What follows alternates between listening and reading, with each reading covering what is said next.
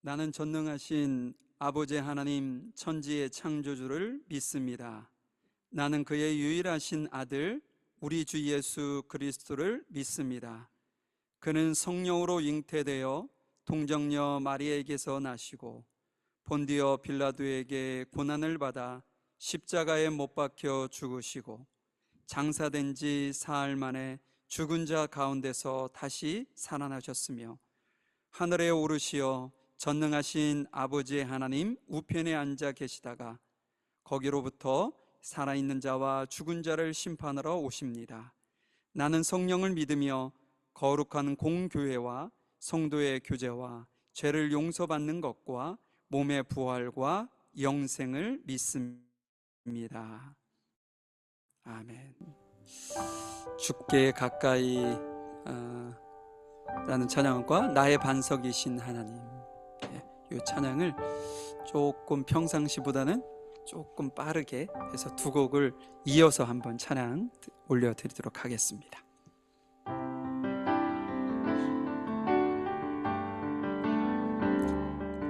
주께 가까이 나를 이끄소서.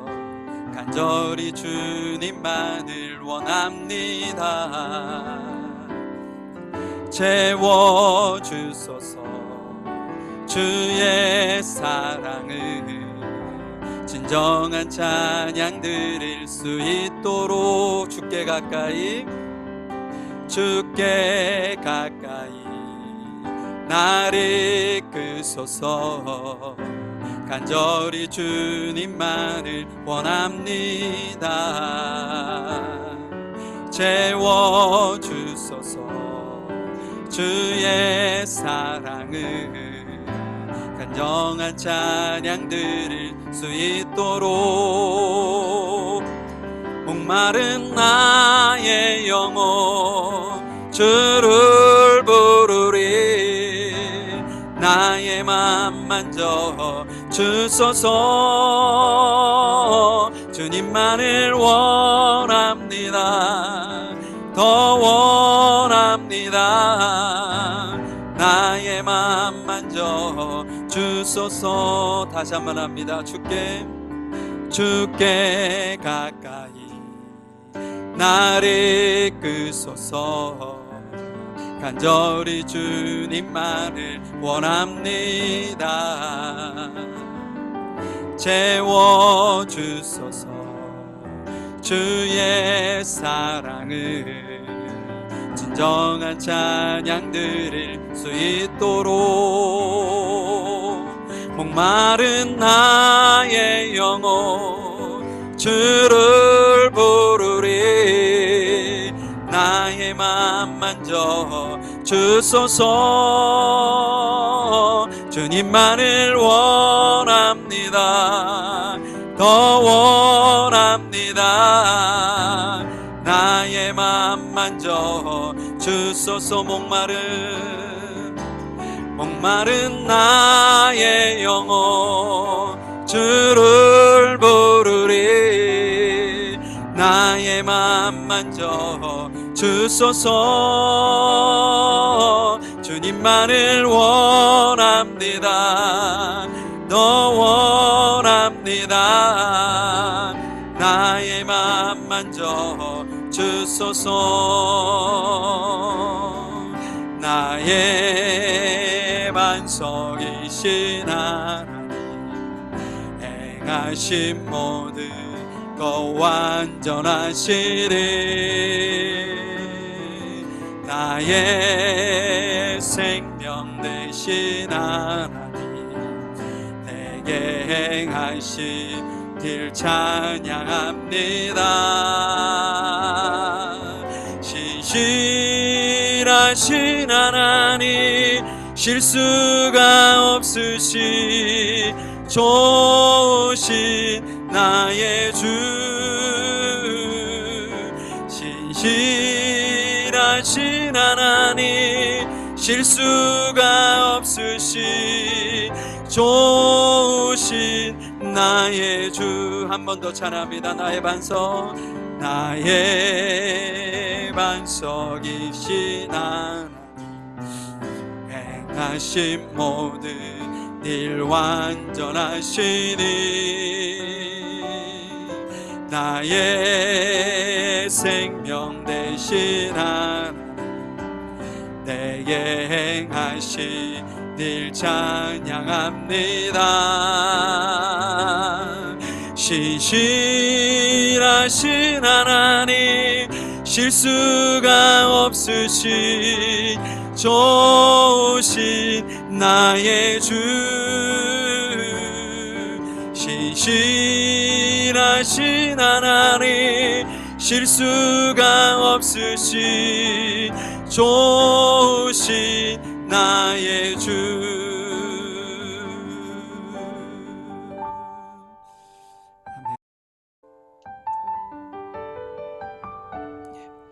마지막 곡이 하나님은 너를 지키시는 자 하는 찬양인데요. 이 찬양 들으시고 함께 기도하셨으면 좋겠어요. 오늘 예배를 위해서 함께 기도하시고 신실하신 하나님 나의 삶의 최선으로 나를 이끌어 가시는 그 하나님을 온전히 높여드리는 귀한 시간이 되기를 소망하는 심정으로 좀 주님께 기도하시고요. 요즘 환절기라서 그런지 감기도 그렇고 많이 아프신 분들이 있어요. 빨리 회복하셔서 건강한 모습으로 주님 앞에 아름답게 드려지는 우리 모두가 될 수 있기를 소망하는 마음으로 함께 찬양하고 기도하도록 하겠습니다.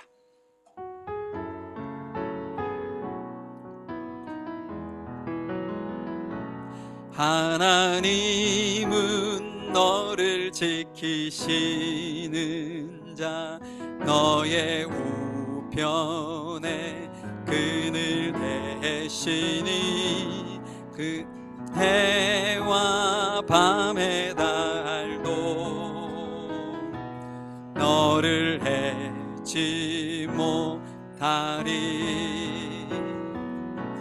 하나님은 너를 지키시는 자 너의 환난을 명쾌하시니 그가 너를 지키시리라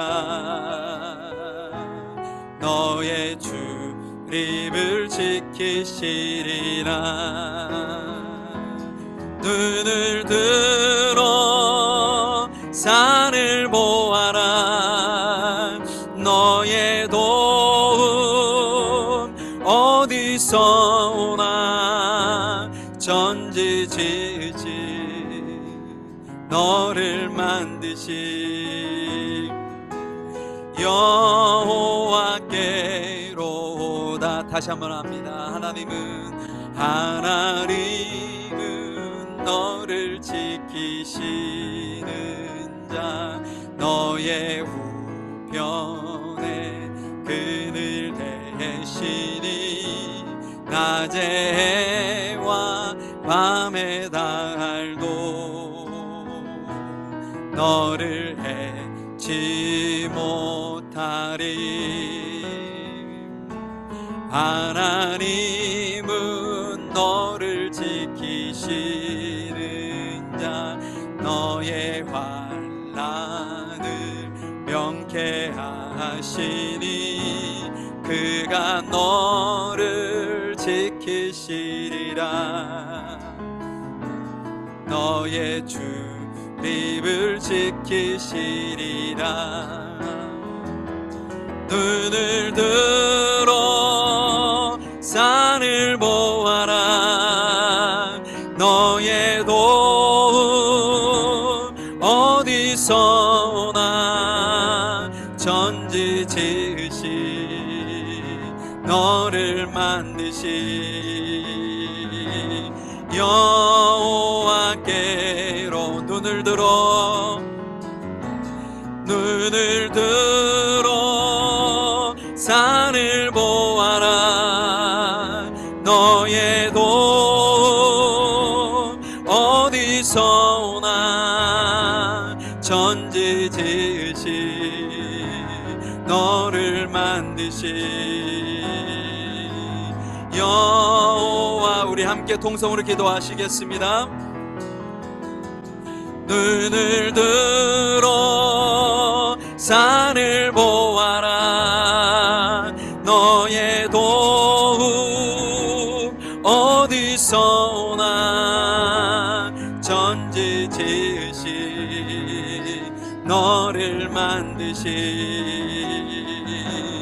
여호와께로다. 눈을 들어 산을 보아라. 너의 도움 어디서 오나. 전지 지으신 너를 만드신 여호와께로다.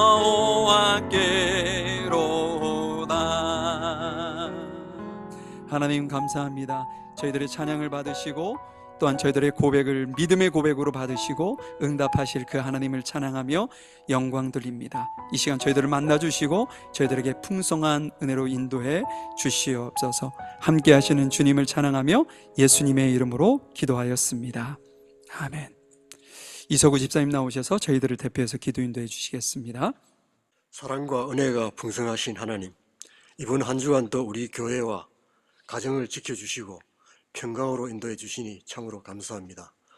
주님, 한 주간 세상을 살아가면서 알게 모르게 지은 죄가 많으니 주님의 은혜로 깨끗이 씻어주시고 올바른 길로 인도해 주시기를 기도드립니다. 주님, 과거, 현재, 미래 중에서 현재가 중요하고 금 중의 금은 지금이라 생각합니다. 지금 우리가 드리는 예배가 선하신 하나님의 음성을 듣는 은혜의 시간이 되게 하여 주십시오. 우리 교회의 성도님들을 위하여 기도드립니다. 우리 교회 성도님들은 모두가 소중하고 신실한 분들입니다. 교회를 위하여 모든 분야에서 봉사하고 진심으로 주님을 섬기십니다.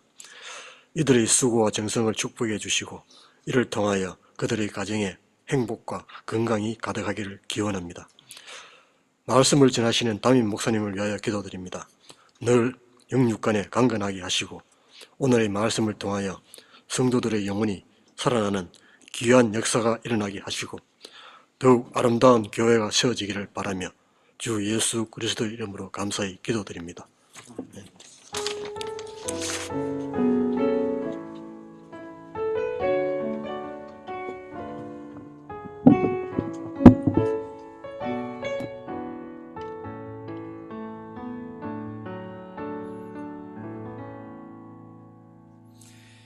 오늘 말씀은 사도행전 18장 5절부터 11절까지 말씀을 보도록 하겠습니다. 실라와 디모데가 마게도냐로부터 내려오매 바울이 하나님의 말씀에 붙잡혀 유대인들에게 예수는 그리스도라 밝히 증언하니 그들이 대적하여 비방하거늘 바울이 옷을 털면서 이르되 너희 피가 너희 머리로 돌아갈 것이요 나는 깨끗하니라. 이후에는 이방인에게로 가리라 하고 거기서 옮겨 하나님을 경외하는 디도 유스도라 하는 사람의 집에 들어가니 그 집은 회당 옆이라.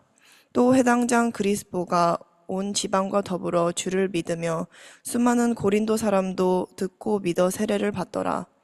밤에 주께서 환상 가운데 바울에게 말씀하시되 두려워하지 말며 침묵하지 말고 말하라. 내가 너와 함께 있음에 어떤 사람도 너를 대적하여 해롭게 할 자가 없을 것이니 이는 이 성중에 내 백성이 많음이라 하시더라. 1년 6개월을 머물며 그들 가운데서 하나님의 말씀을 가르치니라. 하나님 감사합니다. 우리 물가의 심기운교회 주일학교에 귀한 자녀들을 허락해 주시고 저희들을 말씀으로 양육할 수 있도록 저희들에게 기회를 주셔서 너무나도 감사합니다.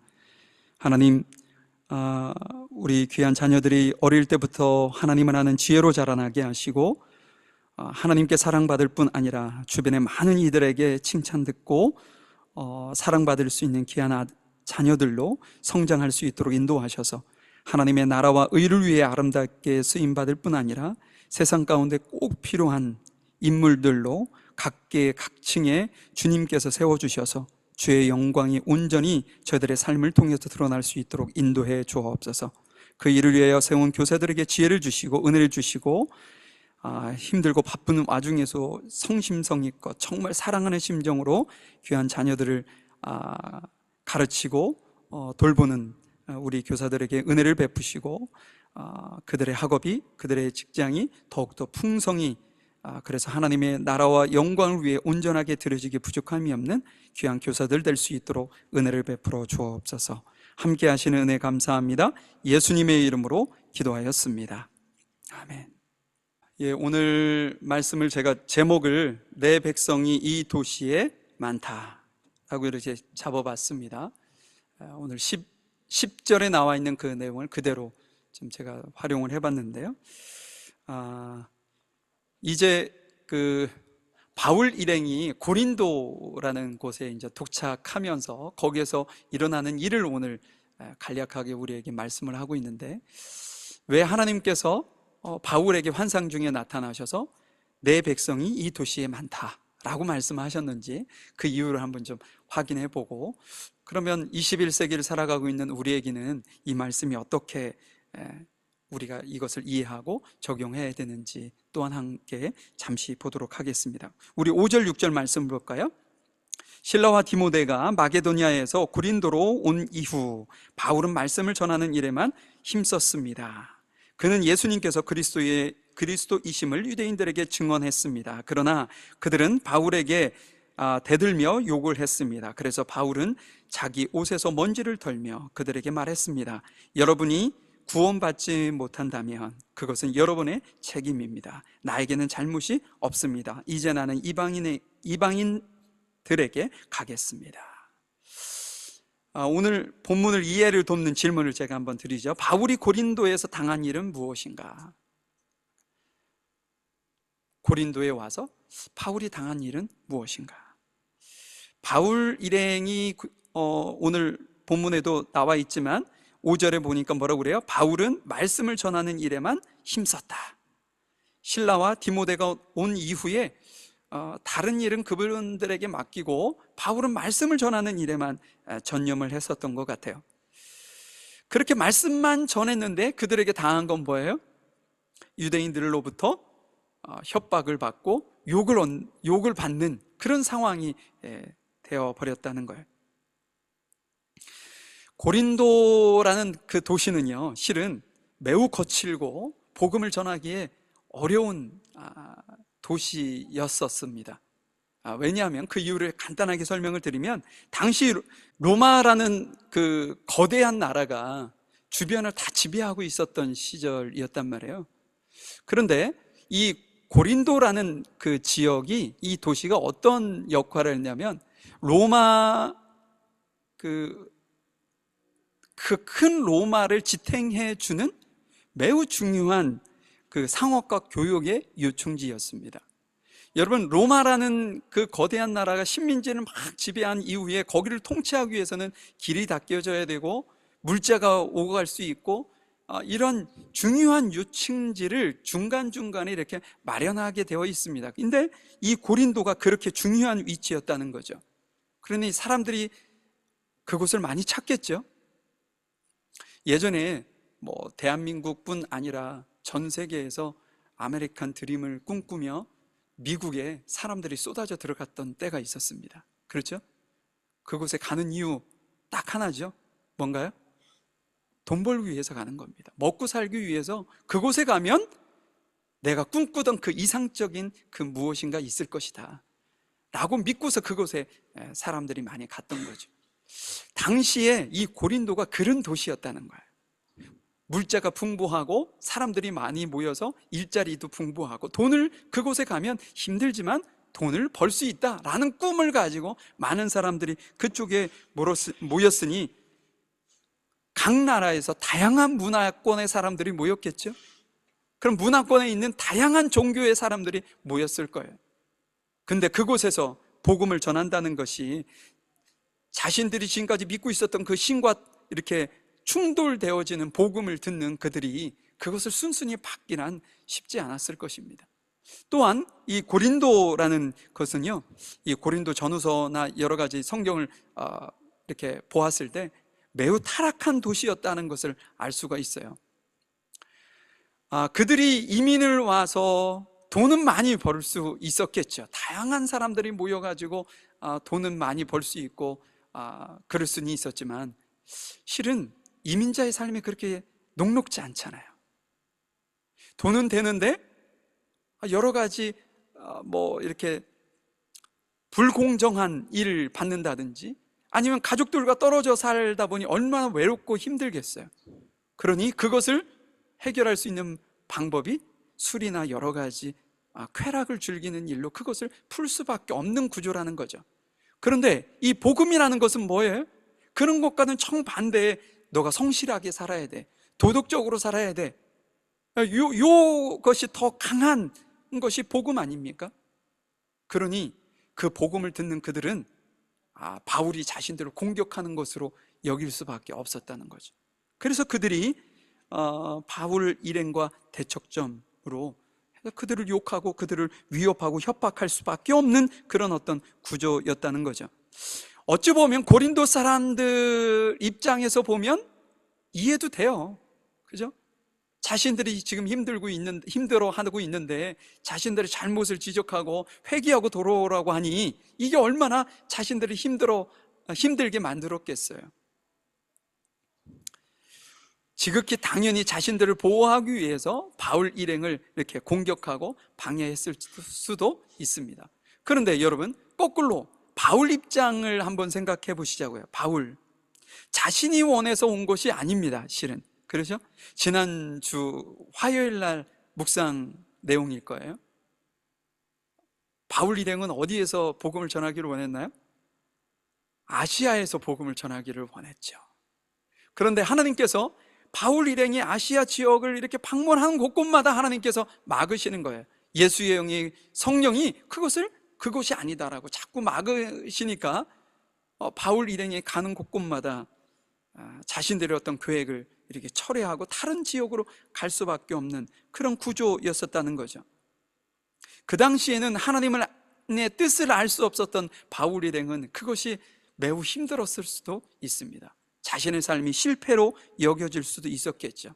자신이 막다른 골목에 몰린 것처럼 느껴질 수도 있었을 겁니다. 그때 바울은 선택한 건 뭐냐면 하나님께 무릎을 꿇는 거였어요. 자신의 삶이 힘들고 실패한 것처럼 느껴질 때 그가 선택한 건 주님 앞에 무릎을 꿇고 주님의 뜻을, 하나님의 뜻이 무엇인지를 구하는 일이었습니다. 그때 하나님께서 환상 중에 마게도니아 사람이 손짓하며 바울을 그곳으로 와서 우리를 도우라 라는 환상을 통해 아버지의 뜻을 보여주셨죠. 바울은 그 환상을 보자마자 자신이 아시아에서 복음을 전하려고 했었던 그 모든 것을 미련을 완전히 버리고 즉시 하나님의 뜻을 따라 어디로 가요? 마게도니아로 배를 타고 건너갑니다. 그것이 실은 역사적 사건이 되어졌어요.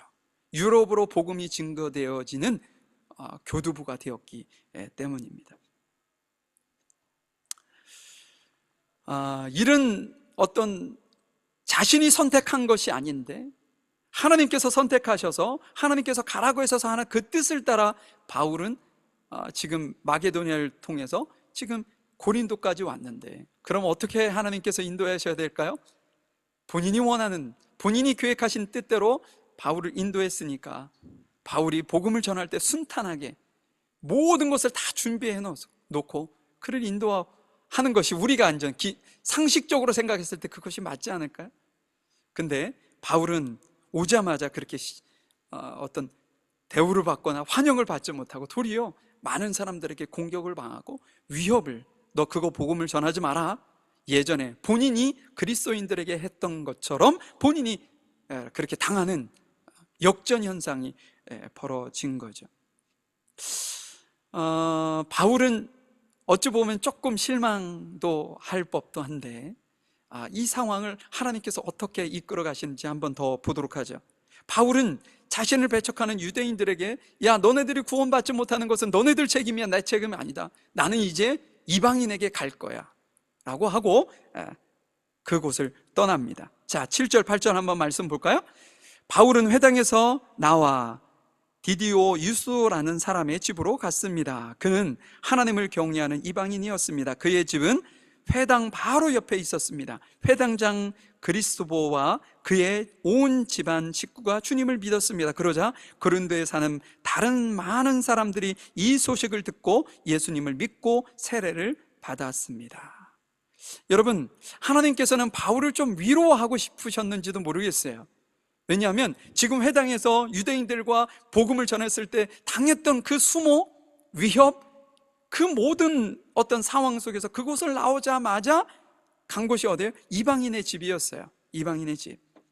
하나님께서는 유대인보다 더 하나님을 경외하는 이방인, 유수도를 준비해 놓으셨어요. 그뿐만 아니라 회당장은 누가 맡아요? 유대인들이 맡습니다.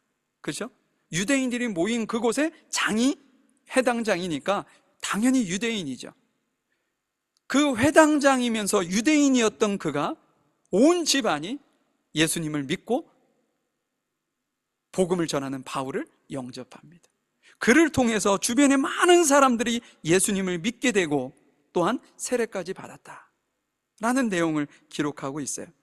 이 내용이 바울에게는 엄청난 위로가 되었을 것입니다. 여러분, 우리가 하나님의 뜻을 따라 사는 것이 실은 어찌 보면 좀 힘들 수도 있고 내 마음대로 내 뜻대로 이렇게 사는 것이 훨씬 더 편하잖아요. 근데 하나님의 뜻대로 살아간다는 것이 어느 때는 우리에게 좀 불편하고 힘들고 어려움이 있을 수 있습니다. 그럼에도 불구하고 하나님께서는 우리의 삶을 실은 바울처럼 선하게 이끌어 가시고 계세요. 우리가 길면 100년의 삶을 사는데 그 100년의 삶을 사는 동안 어찌 좋은 일만 있을 수 있겠어요? 정말 사랑하는 부부가 만나서 결혼을 해서 행복하게 살 것 같은데 그런가요? 그렇지 않나요? 정말 눈에 뭐가 씌어가지고 누군가를 사랑해서 가정을 이루지만 몇 년 가지 못해서 그것이 벗겨지지 않아요. 현실을 대면하게 되고 경제적인 것이나 여러 가지 어떤 성격이나 이런 것 때문에 힘들어 하잖아요. 그럼에도 불구하고 우리가 그 안에서 행복을 찾고 사는 거예요. 하나님께서 우리를 이끌어 가시는 그것을 보고 사는 거죠. 부정이 아니라 긍정적인 모습을 찾기 위해서 우리가 살아가는 거죠. 지금 어찌 보면 바울에게 이런 어떤 이방인을 만나고 회당장이면서 하나님을 믿는 사람을 만났다고 해서 바울이 조금 전에 당했던 그 위협, 그것이 사라진 게 아닙니다. 그걸 그대로 유지되면서 하나님께서 준비해 놓으신 것이 뭐냐? 지금 부정적인 것이 아니라 긍정적인 것을 바라볼 수 있도록 지금 누군가를 만나게 하시는 거예요. 너를 반대하는 유대인들만 있는 게 아니다. 너가 전하는 그 말씀을 유대인들도 일부는 복음을 따라오는 사람들도 있다. 심지어 유대인들이 정말 무시하는 이방인들이 너의 말씀을, 너희가 전한 그 복음을 듣고 구원받는 이들이 많을 것이다 라는 어찌 보면 하나님께서 바울을 위로하시는 장면으로 보여집니다. 여러분, 예전에 그 구약 성경에 보면 엘리야가 그 주변에 있는 선지자들이 다 죽어가는 형국에서 하나님 앞에 그렇게 외치잖아요. 하나님, 저 하나 남았습니다 라고 했을 때 하나님께서 뭐라고 하시던가요? 바알과 아세라에게 절하지 않고 그것을 섬기지 않는 7,000명의 선지자를 내가 준비해 놓았어. 어찌 보면 지금 이런 위로를 하는 거죠. 엘리야가 정말 이렇게 낙심해가지고 모든 것을 다 포기하고 죽으려고 했었던 그 시점에 하나님께서 찾아오셔서 야, 너 말고도 7,000명이 있어. 준비된 7,000명이 있어. 이것이 엘리야에게는 큰 위로가 되어지지 않았습니까? 그런 것처럼 지금 바울에게 하나님께서 위로하고 계시는 거죠. 너를 반대하는 이만이 있는 것이 아니라 너가 내 입에서 나오는 그 복음을 듣기를 지금 기다리고 있는 이들이 있다. 우리가 하나님의 뜻을 따라 산다는 것이 이런 어떤 하나님의 계획하심이 있기 때문에 더더욱 우리가 주의 뜻을 따라 살아가는 것이 중요한 것이죠. 자, 9절 10절 말씀을 볼까요? 오늘날 어느 날 밤 환상 중에 주님께서 바울에게 말씀하셨습니다. 두려워하지 마라. 조용히 있지 말고 계속해서 말하여라. 내가 너와 함께 있다. 내 백성이 이 도시에 많다. 그러므로 아무도 너를 공격하거나 해하지 못할 것이다. 제가 질문 하나 드리죠. 하나님께서 바울에게 환상 중에 하신 말씀은 어떤 내용이었나요? 환상 중에 바울에게 나타나셔서 주님께서 말씀하신 내용이 실은 바울을 아시아가 아닌 유럽으로 인도하신 목적이 담겨져 있는 말씀이기 때문에 제가 여러분들에게 질문을 드려봤어요. 첫 번째, 9절에 보니까 두려워하지 마라, 조용히 있지 말고 계속해서 말하여라. 내가 너와 함께 있다. 이것이 첫 번째 약속, 첫 번째 말씀이었어요. 여러분, 바울 입장에서 타국에 와서 누군가에게 협박을 당하고 욕을 먹는다면 어떠시겠어요? 두렵지 않으시겠어요? 이민자의 삶이 그런 거잖아요. 내가 그렇게 약한 사람이 아닌데 또 불구하고 이렇게 약해지는 것이 타국에서의 삶 아니겠어요? 지금 바울이 그런 상황입니다. 내가 지금 잘못하고 있는 것은 아닐까? 그래서 하나님께서 내게 이런 어려움을 주시는 것은 아닐까? 라고도 생각할 수 있어요. 충분히. 그런 바울에게 지금 나타나셔서 뭐라고 하시는 거예요? 환상 중에 두려워하지 마라, 조용히 있지 말고 계속해서 말씀을 전해라. 내가 너와 함께 있다. 하나님께서는 용기를 주고 싶었던 거예요. 두려워하지 마, 쉬지 마, 괜찮아, 말씀을 전해. 복음을 전하는 일이 내가 너에게 주신 사명이고 이방인에게 가서 복음을 전하게 하기 위해서 내가 너를 택했잖아. 지금 용기를 주는 말씀을 하고 계십니다. 근데 바울이 용기를 잃지 말아야 하는 더 큰 이유가 그 다음에 뭐예요? 내 백성이 이 도시에 많다라는 말씀입니다. 주변에서 바울을 어떤 위협을 가하고 협박을 하고 욕을 퍼부은다 해도 두려워하여서 말씀 전하는 일을 등한시하고 그냥 조용히 숨어서 살면 안 되는 분명한 이유는 뭐냐? 내 백성이 이 도시에 많기 때문이라는 것. 다시 말해서 복음을 들어야 하는 하나님께서 준비시킨 하나님의 백성, 그들이 이곳에 많다라는 말씀을 하고 있는 거죠. 하나님께서 바울을 아시아가 아닌 아시아에도 하나님의 말씀을 들어야 하는 백성들이 많이 있죠. 그럼에도 불구하고 아시아에는 1차 전도 여행 때 전해졌던 곳이에요. 그런데 그곳에 머물지 않고 어디까지 그 복음이 전해지기를 원했던 거예요? 유럽까지 전해지기를 원하셔서 하나님께서 그쪽으로 인도하신 거예요. 왜요? 그곳에 하나님의 백성이 많기 때문입니다. 이것은 실은 바울에게만 속한 적용되는 말씀이 아니죠. 지금 우리 현대를 살아가고 있는 우리에게도 동일하게 주님께서 너가 속한 그곳에 내 백성이 참 많아 라는 말씀이 실은 우리도 들려져야 되는 거죠. 내가 속한 곳, 그곳에 하나님께서 예비하신, 하나님께서 준비하신 나를 통해 복음이 전달되어져야 하는 사람이 있구나. 여러분, 멀리서 찾지 마십시오. 실은 가장 가까운 가정에서 여러분들이 복음적인 삶을 하나님께서는 살기를 원하시는 거예요. 여러분들의 말과 여러분들의 행동 그 안에서 복음이 증거되어지기를 원하는 거죠. 그것이 가정, 여러분들이 일하고 계시는 일터의 동료, 여러분들이 사업을 하고 계신다면 같이 일하고 있는 직원들, 학생들은 학교에 있는 친구들, 공부하고 있는 친구들이 될 수도 있겠죠.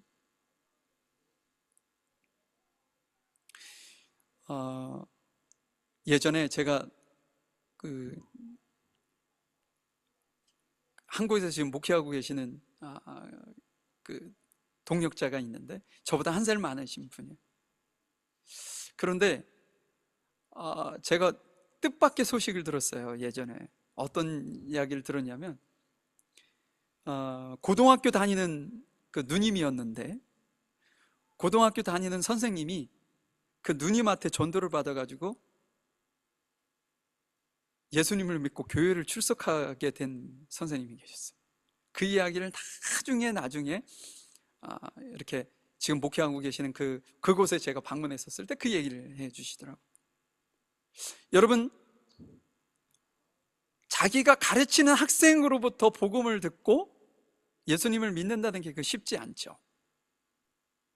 그러면 그 누님이 단순히 예수님이 당신을 구원하실 것입니다, 우리는 죄인이기 때문에 예수님께서 그 죄를 담당하시기 위해서 십자가에 피 흘려 돌아가셨습니다 라는 이 단순한 이 이야기를 듣고 그 선생님이 그 학생의 말을 듣고 교회 가기로 결정하고 예수님을 믿기로 결정했겠어요?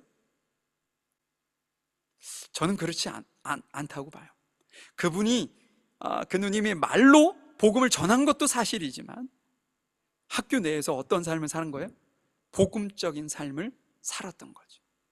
그래서 선생님이 그 아이의 모습을 보았을 때 저 아이가 얘기하는 것이 정말 의미 있는 이야기구나 라고 받아들일 만큼 그 누님이 학교에서의 복음적인 삶을 살았던 겁니다. 이것이 얼마나 중요한지 몰라요. 실은 우리가 예수님을 믿고 있어요.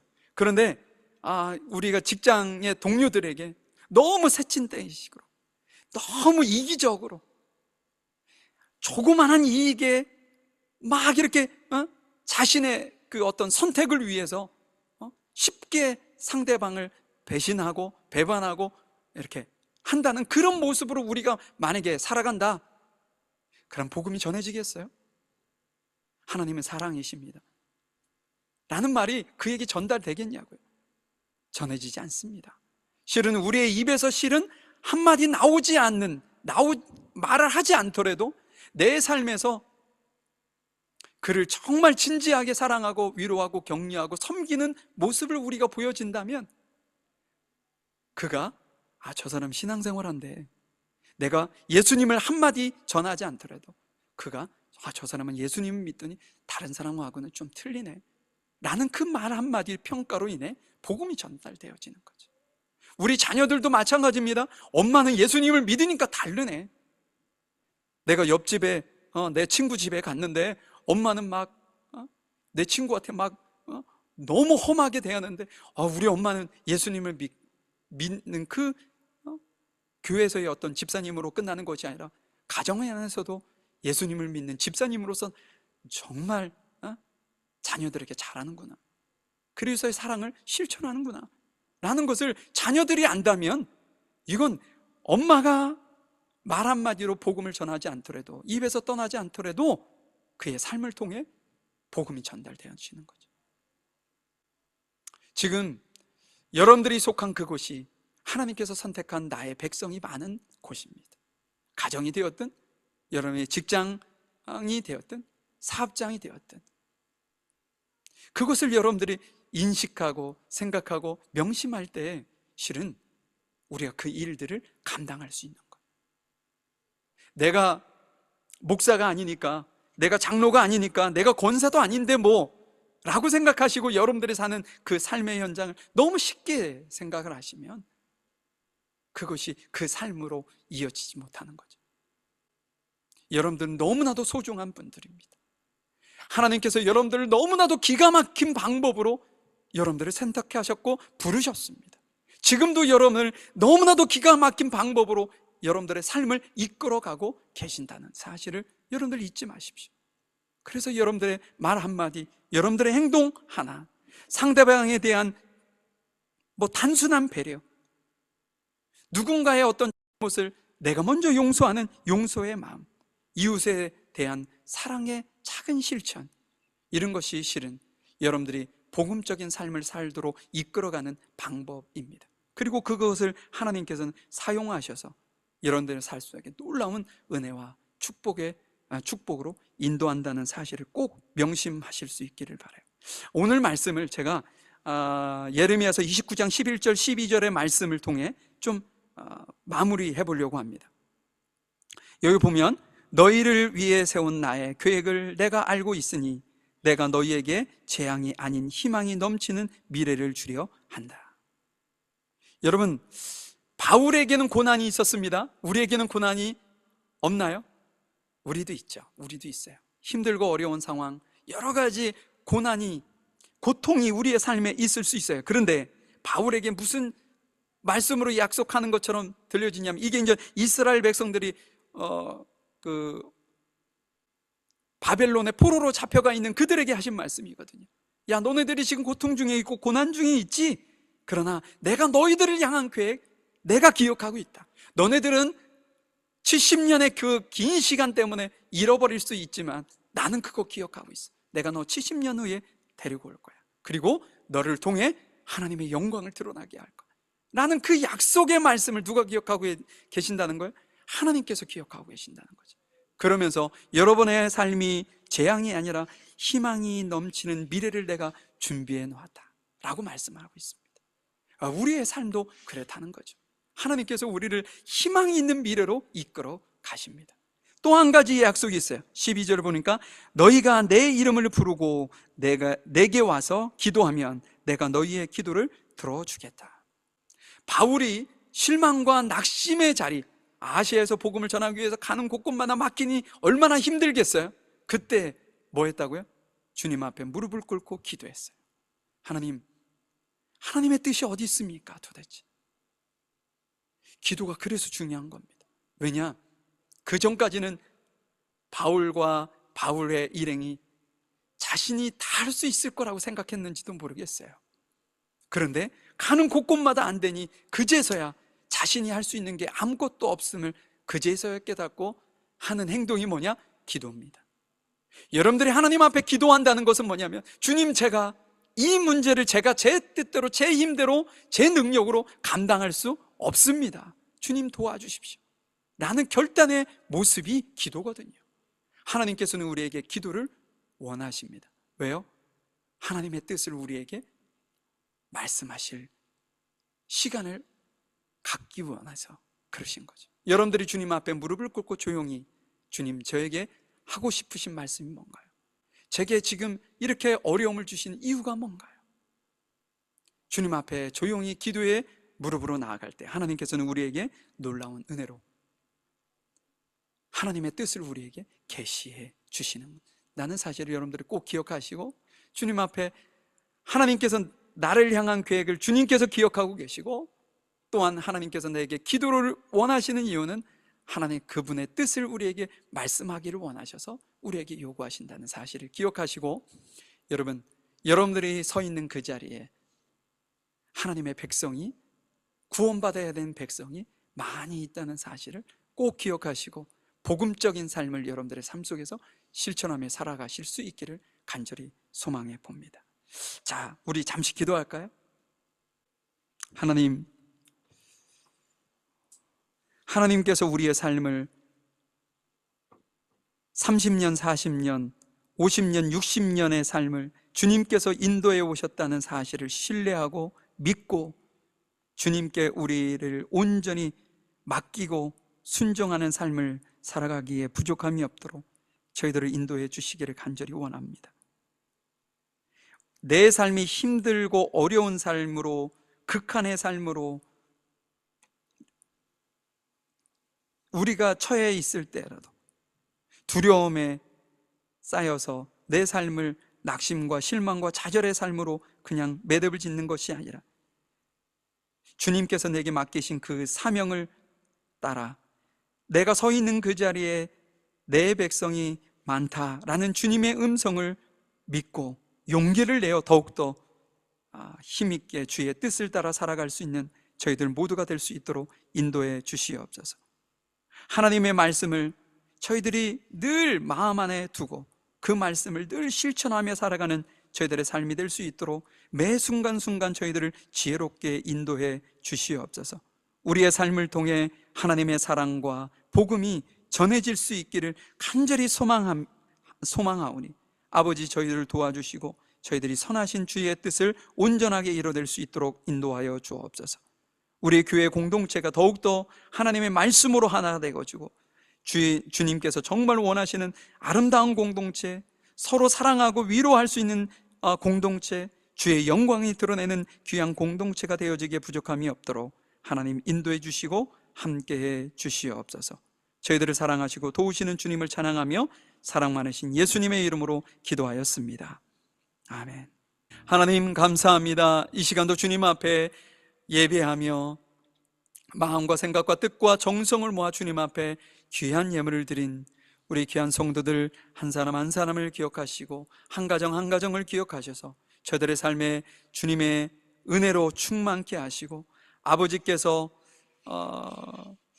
땅에 하늘의 기름 신령한 복과 땅에 기름진 것으로 주님께서 채워주시되 마름이 없게 하시고 흔들어 넘치도록 쓰고도 남음이 있는 귀한 은혜를 주님께서 축복하셔서 아버지 하나님의 나라와 영광을 위해서 또한 주변에 많은 도움이 필요한 이웃들에게 하나님의 선한 영향력을 또한 사랑의 모습을 전하기에 부족함이 없는 우리 귀한 성도들 될 수 있도록 인도해 주시옵소서. 이 예물이 사용되어지는 곳곳마다 생명을 살리는 곳에 사용되어질 수 있도록 30배, 60배, 100배의 결실을 할 수 있도록 인도해 주옵소서. 오늘도 성도들을 사랑하는 심정으로 귀한 식사를 준비한 성도들이 있습니다. 주님께서 그 심중에 정말 사랑하는 심정으로 섬기고자 하는 마음으로 주님 앞에 드린 그 모든 정성이 헛되지 아니하도록 인도하셔서 그의 삶에 풍성한 은혜가 있게 하시고 하나님께서 주시는 축복으로 충만케 하시며 함께 식사를 나누는 모든 성도들 안에도 동일한 은혜로 충만케 하여 주시옵소서. 지금은 우리 주 예수 그리스도의 크신 은혜와 아버지 하나님의 무한하신 사랑하심과 성령님의 인도하시고 내주하시고 교통하심이 내가 서 있는 그 땅에 하나님의 백성, 내 백성이 많다는 주님의 음성을 듣고 사도 바울이 복음에 전하는 그 열정을 포기하지 않았던 것처럼 우리의 삶 속에서도 늘 복음의 삶을 살아가기에 부족함이 없는 저희들 모두가 될 수 있도록 은혜를 베푸시고 그 일을, 그 삶을 꿈꾸는 우리 귀한 성도들 머리 위에와 이들의 가정과 사업장, 일터 위에, 학업 위에 지금부터 영원히 함께 하시기를 간절히 축원하옵나이다.